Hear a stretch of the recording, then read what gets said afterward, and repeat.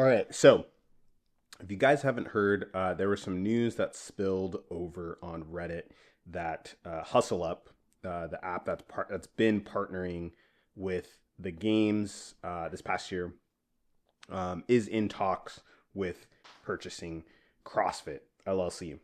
However, it's not Hustle Up; it's the group known as BeSport.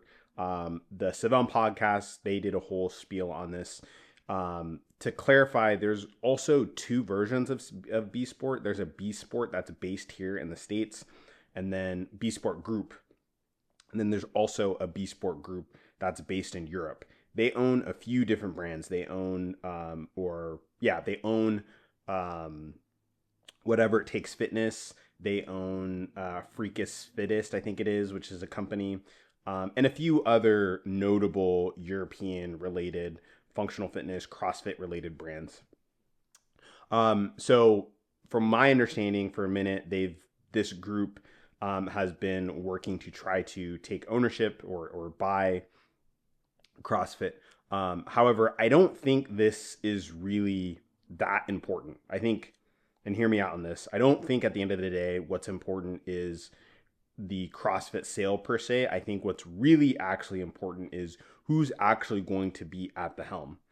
I think right now there's some talks about potentially Rich Froning from this thread, that he may be installed as a leader de facto of, or the CEO, future CEO of CrossFit, which I think actually would be really, really good for the brand. I think one of the things and the main thing that's been missing from the CrossFit organization is having a leader that's standing in front of the army, that's leading, the army into battle. Don Fall has been non-existent. I don't even remember. I checked his Instagram and I haven't even seen a post from him that has been very recent outside of the open. So my thought process here is he's out. I don't think he's going to be sticking around with this acquisition of the games or CrossFit. But I think somebody like Rich would be really, really important because, again, like I said, there isn't anybody that's the face of the brand in the same way that Greg Glassman was the face of the brand. Greg Glassman was somebody who obviously developed, CrossFit in and of itself, but was out on the front lines proselytizing this message of CrossFit for over a decades, I'll say. Had developed all the methodologies, taught seminars initially, trained staff obviously to do that same work as well. But, I think at the end of the day, CrossFit needs a leader similar to Greg Glassman. Whoever purchases CrossFit. Yes, that's important because obviously we want to see the organization continue to thrive, but I don't think it's as important as whoever is installed as a leader. Do I think Rich would be a great option? I think he would be great. I think as far as whoever is vocal, people that have been super vocal about pure CrossFit, Rich is the guy. I think there's no, other options really at this point. And I think it would also be really good from a brand image perspective as well, because I think, realistically speaking, CrossFit is very American. This BeSport group is based out of Europe. And so I think there would be potential concerns from a lot of people that, the ethos of CrossFit will become watered down with more of like a European centric message, which I don't think. I want to clarify that, like, I'm not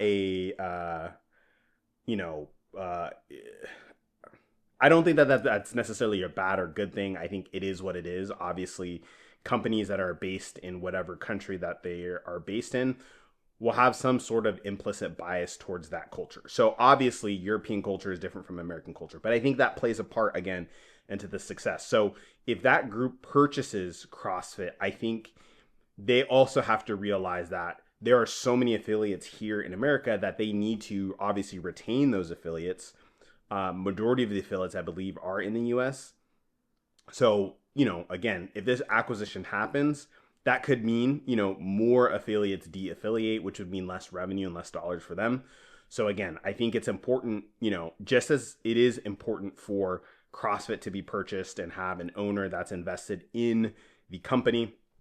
I think it's even more important that whoever is installed as CEO maintains the vision of CrossFit, continues to speak to those OGs within the sport, and those that want the OG CrossFit experience, but also lays a game plan for the future. Because I think the leadership at CrossFit at the moment has been MIA. I think CrossFit training has been doing really, really good.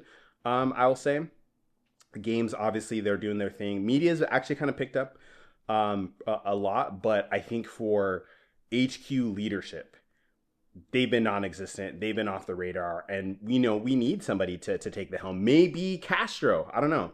Castro, obviously is more on the game side of things, but the only two people I could see really taking the helm is Rich and Castro. Castro, I think, would definitely be controversial just with what has happened at the games last year. But I think Rich and Castro are probably the best picks for whoever would be CEO of CrossFit in the future. Whether or not Hustle Up actually purchases CrossFit, I think that's yet to be determined. But from my understanding and based off of this thread, that seems to be the case, that they're going to be taking, they're going to be the ones that step in. But who knows? We'll see at the end of the day. So I'll leave that post in the comment section or in the description below, so you guys can check out that post over at Reddit. But I think it was something pretty interesting that developed over this weekend if you did not hear about it. So let me know your guys' thoughts in the comments below. Also, make sure to check out all the other guys too that are posting up media, because I think, again, we need to get as much media coverage in this space as possible, different perspectives. You guys already know what it is. May your barbells be heavy and your coffee be black. This is David, and I catch you guys in the next video. Peace.